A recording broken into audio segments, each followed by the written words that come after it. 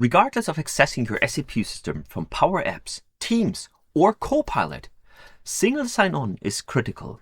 In our case, single sign-on does not mean storing your SAP username and password, but really starting with the authentication in Entra-ID and then propagating the user to the SAP system.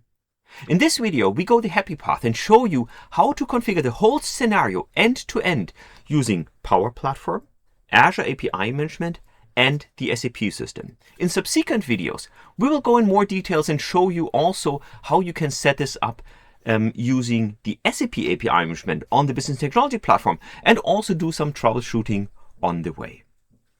As a result, what you will see is an application like this, a Power App, where you can fetch business partners from your SAP system. So in this case here, I'm logged in with the user 1L. And I can see a bunch of users here, business partners in the SAP system. Obviously, I can also create a new business partner. I can just create here, let's create a business partner, HBR 9000. I'll give it a name, Holger Bochelt, single sign-on. And we'll do this here with the 1L user. And if I click on create new business partner, then this business partner is created in the SAP system. Now, if I refresh the list, I can see this business partner here. Now, what I can also do is I can switch to a different user. In this case, I can again fetch business partners. Now you can see I'm logged in with user Adele. You can see the all the information here. Now I can just create the business partner HBR 9001. We'll call this again Holger Bochelt, single sign-on, Adele. I click on create new business partner.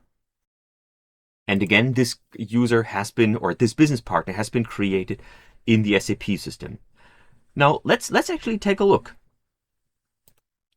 So I'm here in my SAP system and I can just search for my business partner HBR 9000. I can see it has actually really been created in the SAP system. But even more important, if I really change or check who created this, you can see this user was created by the user Hobruche.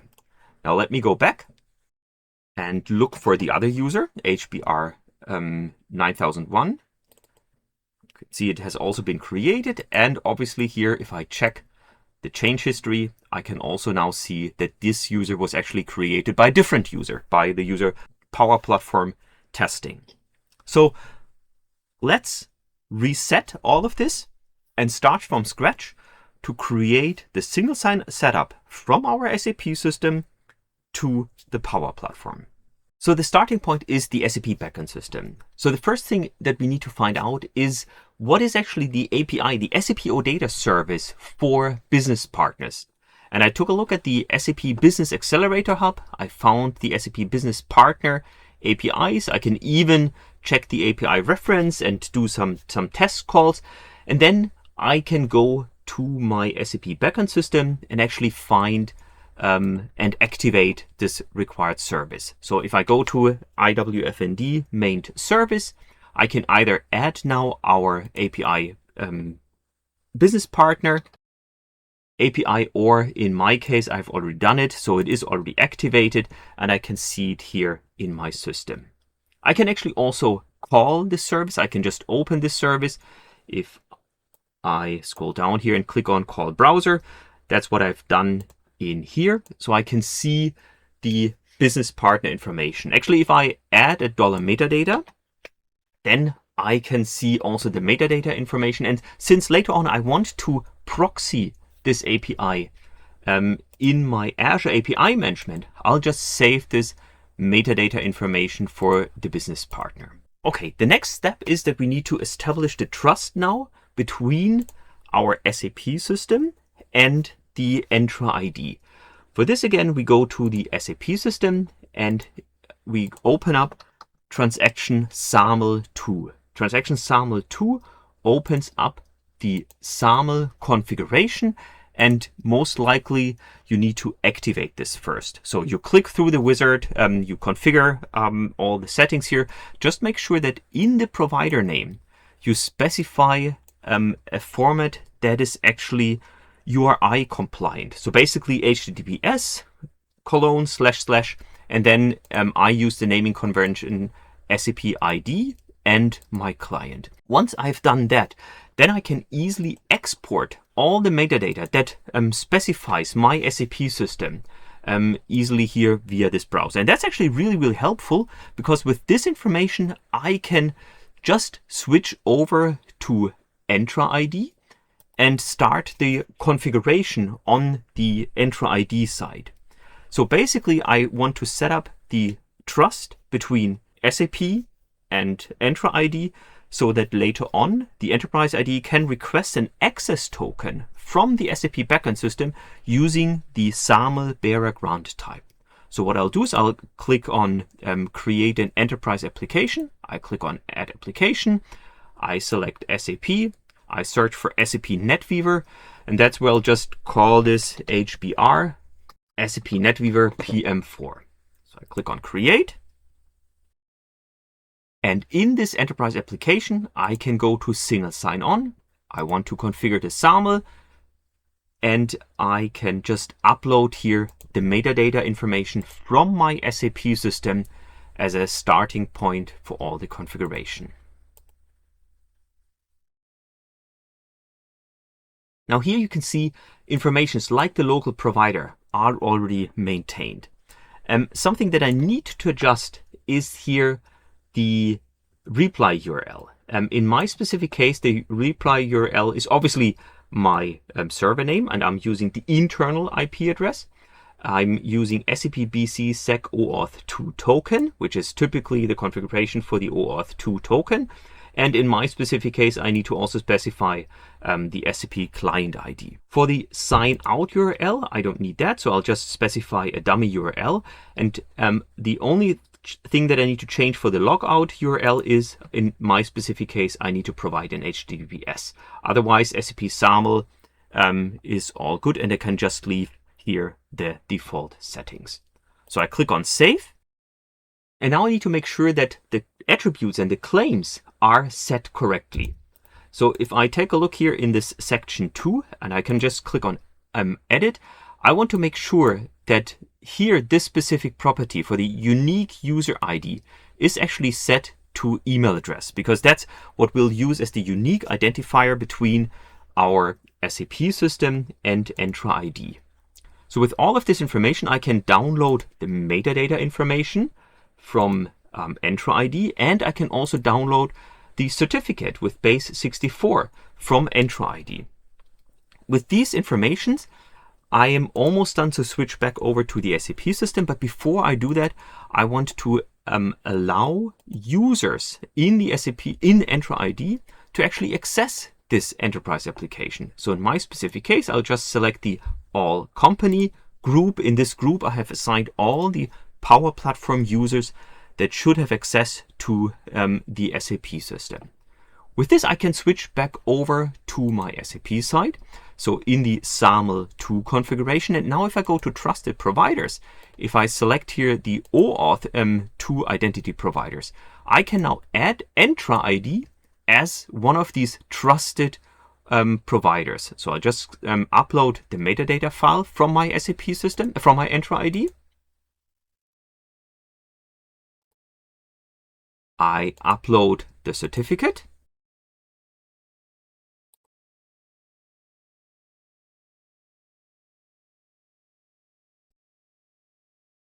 And then I can finish the configuration. Now the OAuth provider is already configured here, but what I need to do is I need to add supported name IDs. And as mentioned before, in my specific case, I want to select the email as the unique identifier.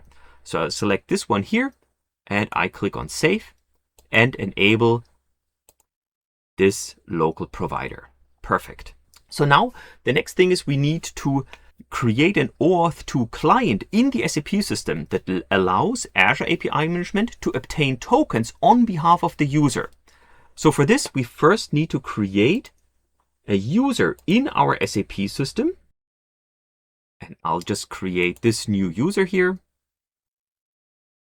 We'll create this as a system user.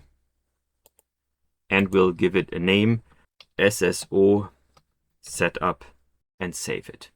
Now we have configured the user, which means we can actually start transaction as OAuth 2. As OAuth 2 actually opens this browser window here, and in here I can actually create a new user. So for the client ID, I'll select the user that we just created, give it a name, we'll call it OAuth user for SSO setup, and click on next. Now in the trusted ODP, we select the provider that we previously created. So just make sure that this one is really the right one. We click on refresh allowed, click on next, and can specify the scope. So in my specific case, the API is already there. This might not be the case in your scenario. So what you need to do is you need to go again to maintain service. You need to search for your API business partner, and you might need to activate the OAuth settings here. So this is obviously something that I've already done. In my case, I don't need to do this anymore, but here I can just select this thingy here. So I click on finish and I'm done. Now we have the trust between the SAP and the Entra-ID system. So the next thing is we need to do the configuration between our Power Platform and the Enterprise ID. So what I'll do is I'll now go to app registration, and in the app registration we create a new one called HBR Power Platform API registration. So this one has now a new client ID, but we go to certificates and secrets and we create a new secret. So we'll call this secret client secret for Power API management and click on add. Now it's really important that you copy this value because this is really only available here. Afterwards, we will not be able to get it anymore. So with the client secret created, the next thing is we need to add API permissions. So right now it's only user read, but we also want to add permissions now, delegated permissions for OpenID.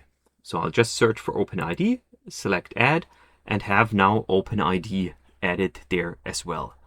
The next thing that we need to do is we also need to add permissions for our enterprise application that we just created. So if I search here for HBR, we can see this enterprise application that we created before, SAP NetWeaver PM4.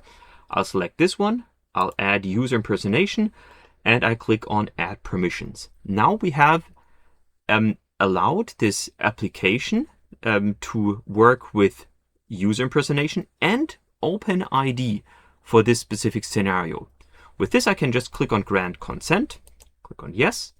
Now you can see the grant is actually consented for all of these scenarios. The next is we go to expose an API. Here, we first click on application ID. We leave this application ID as it is, click on save, and now add a scope. This scope will call the scope user impersonation. We'll allow this one, we'll add this one here, and we click on add scope. Now we have a scope here with user impersonation. The next thing is we add a client application, and very much like before, we go to enterprise applications. So let me just here hit refresh. We have here our HBR enterprise application, and I just take this application ID off our enterprise application. That's really important. This is the enterprise application. I go in here, I select this client ID, I select the user impersonation, click on application. The other crucial thing here is that we need to add the ID for our Power App. This is the ID for the Power App. So I just click on Add Application, and this ID here represents the Power App that we have before. With these two settings, we are actually good. We have the setup configured for Power App to Application ID, from the Application ID to Enterprise ID, from Enterprise ID to the SAP system, which means we can now switch over to our API management. I can click on OData. I can select the API metadata information that we downloaded before. I can give this a prefix, so I'll call it HBR underscore, and I will also, in my specific case, enter here a specific API URL suffix. So I click on Create, and we can see here the entity sets have been created. Now, the next thing, before we can actually use this cool API policy that goes through the whole authentication process, I will need to add some values here. And in my specific case, since there are also a few other systems, I have entered here these values in here. And now I just need to copy and paste the information from my configured systems over to these properties. So if you remember, this was the local provider. If I go back to the SAP system, if I take a look at the local provider, you can see this is the information from the local provider.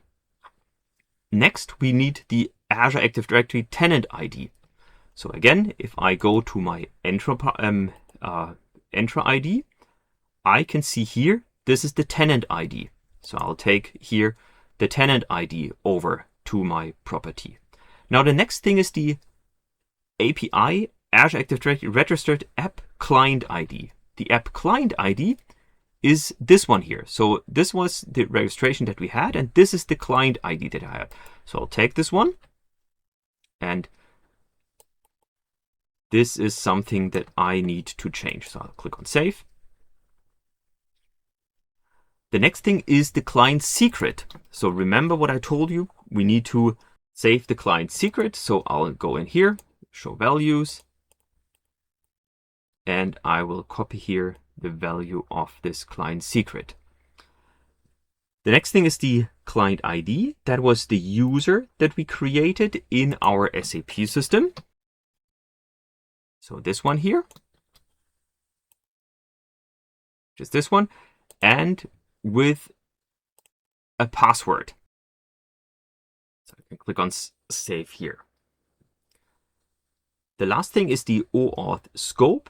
So again, something that we have in here. If I go to this one, you can see here is the OAuth scope. So all the properties and all the templates are down in the description below. With all this relevant information, I can now go back to my API.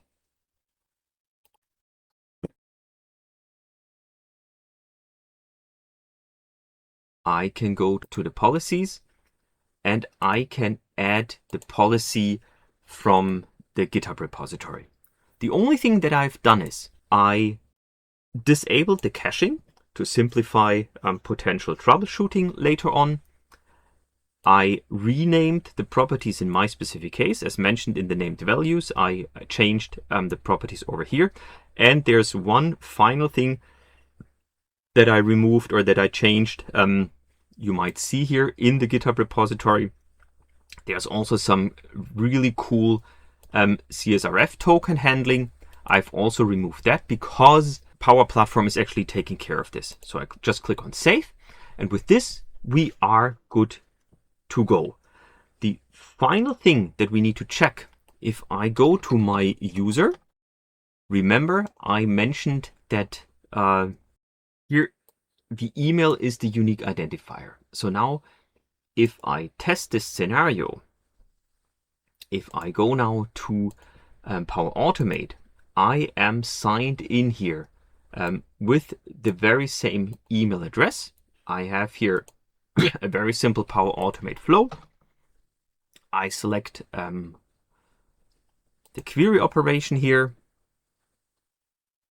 and I create a new connection. This time the connection, we'll call this SSO setup to APIM, and we select the enterprise ID integrated APIM. Now as the base URL, I select here this URL here, proxied from my API management. And for the Entra-ID, application ID, I need to use the identifier for the registered application, not the enterprise app, but the application. So I'll select this one. I click on sign in. So it's good. We are already getting the authentication. So this is the user that I'm authenticating against.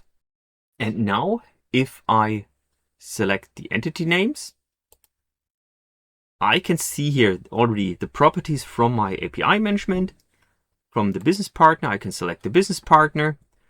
And maybe let's just select the first 15 entries. So I can just test the service now.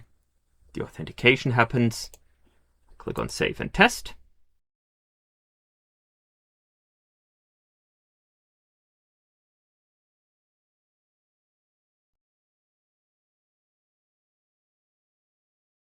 So now you can see the call was successful. So within 20 minutes or so, we were able to connect via single sign-on our Power Automate flow to the SAP system. In the next video, we'll take a closer look at some of the things that we have configured. We'll also take a look at some of the steps that might go wrong and really look at how you can set this up. Maybe even if there are some things that are not configured in the same way as what I've done here in my demo environment. Thank you so much for watching.